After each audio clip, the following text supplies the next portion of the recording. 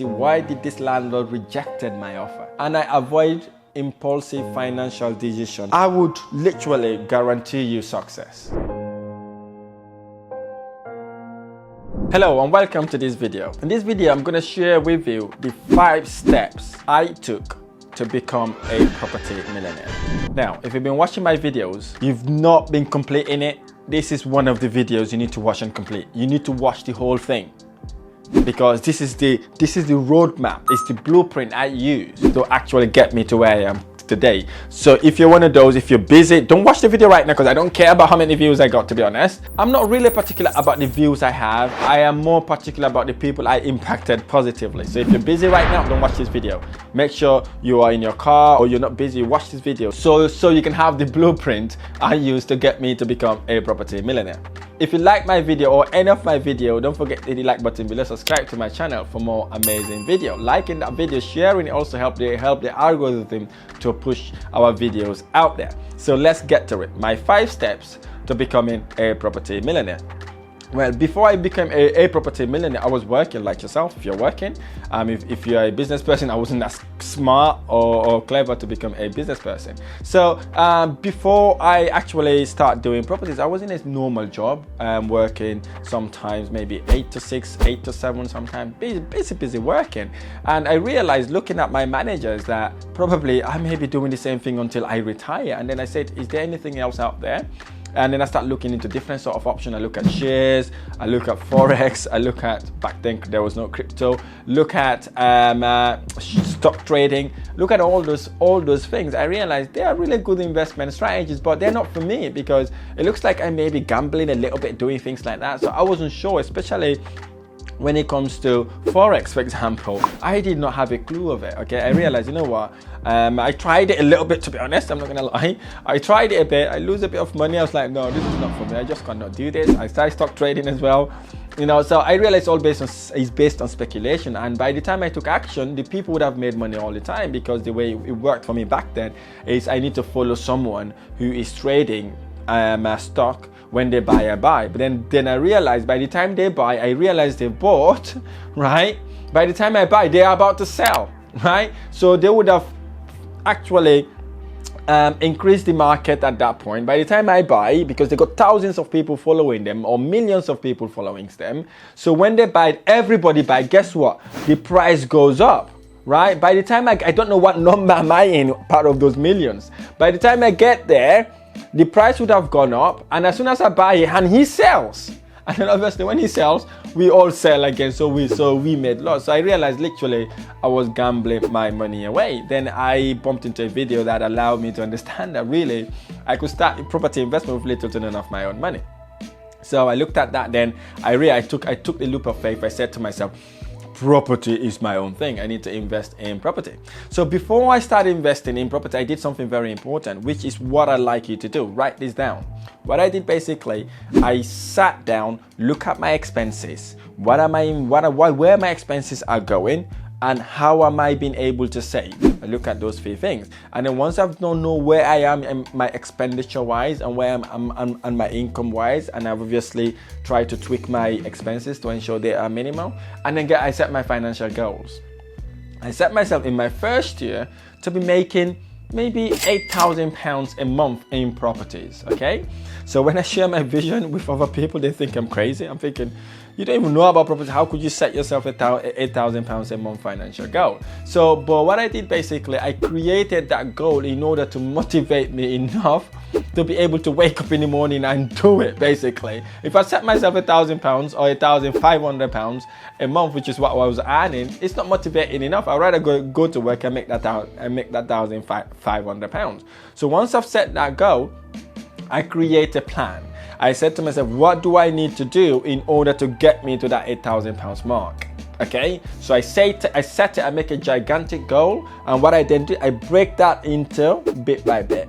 Okay, I break that into bit by bit. I know I needed eight properties in order to be able to hit that £8,000. I think I said I needed about 12 to 13 properties, I think it was, to be able to make that £8,000. So when I looked at that then, I said, okay, now, in order for me to get these 12 properties, right, what do I need to do now to get me there? So I draw a roadmap. I said, I need to get at least a property a month, okay, in order for me to get to be able to do this in 12 months time. But obviously, it wasn't always easy, right? I did not just start and get those properties. So basically, it took me very, very long time even to get my first property. And to be honest with you, I nearly gave up. I think it was too hard, right? I think it wouldn't want to work. But obviously, I literally stayed the course, right? It took me about maybe 6 to 7 months to get my first property deal. Imagine 6 months, no deal, nothing like that, but I still thriving looking at it, right? So I've been working on that goal. So that's the number thing I did. I set my goal, right? Draw a roadmap, and I'm working towards that roadmap. And the second thing I did was basically, because it's getting a bit tough, I invest in myself, right? I invest in myself to improve what I'm doing in order to be able to expedite my process. Because I've looked at myself, it took me 6 months now, or maybe 4 or 5 months. I haven't had anything. Am I doing something wrong? Because I was being that smart, clever person, going on YouTube and Google, try to Google things, thinking that would help me drastically to improve my investment journey. I realized I was just wasting my time. So I got someone to kind of mentor me, educate me, train me, to get me to aware about what I need to do. So instead of spending 2-3 hours watching YouTube videos or like Googling stuff, literally what I did was basically get someone to hold my hand to say, Rahim, this is what you need to do, how you need to do it, use your brain, get to where you get. So I improved myself that way. So I invested in me. And the third thing I did, if you remember what I've just told you, I stayed disciplined. Now this is important. This is the most important thing you could ever take out of this video, right? When the going goes tough, when it took me 6 months without having any deal, literally, if I wasn't disciplined and committed, I wouldn't have done anything. I would have said, you know what, this is not for me. This is just too hard, okay?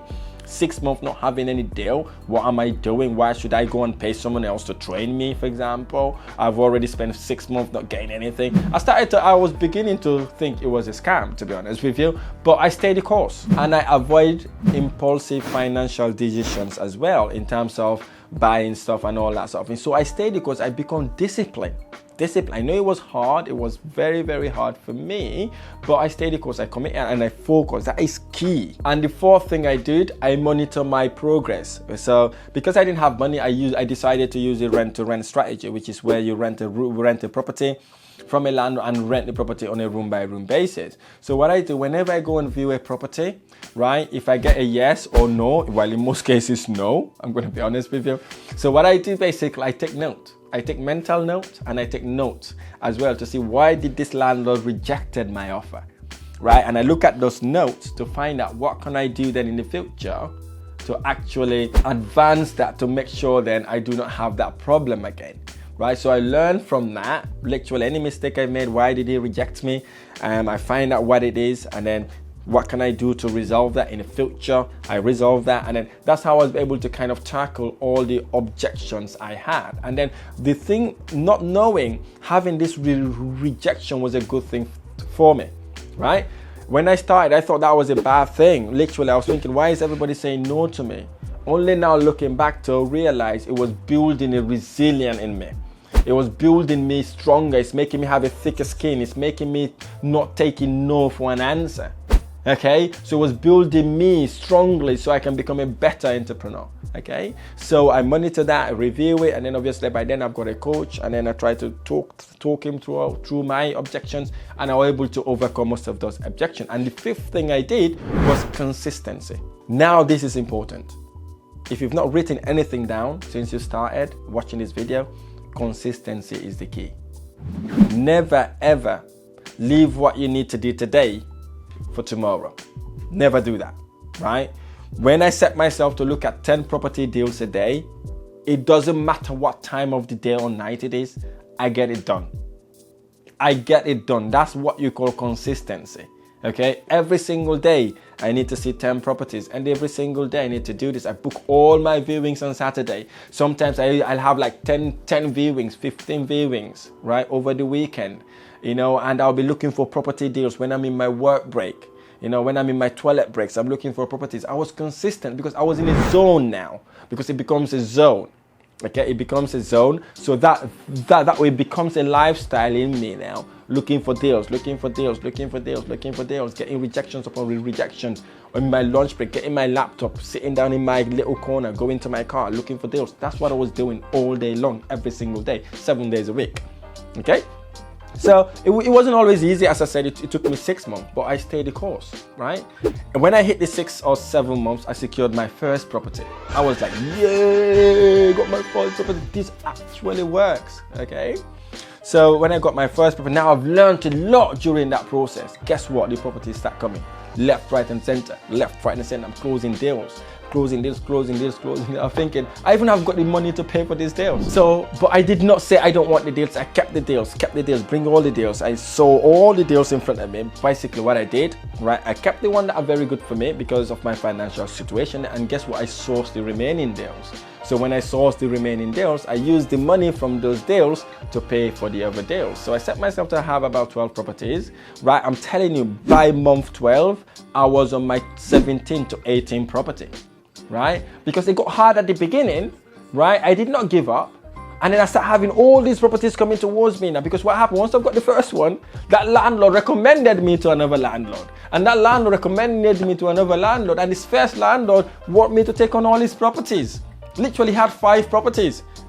He told me, Rahim, if this works, I can give you 4 more. I said, brilliant, that's fine, do that. He gave me 4 more. He referred me to his family and friends. He referred me to different people. Those people also refer me to other people. Guess what? By the time I finished my 12 month, I was on my, I think 17 to 21 property. I can't remember now. And I got all that now.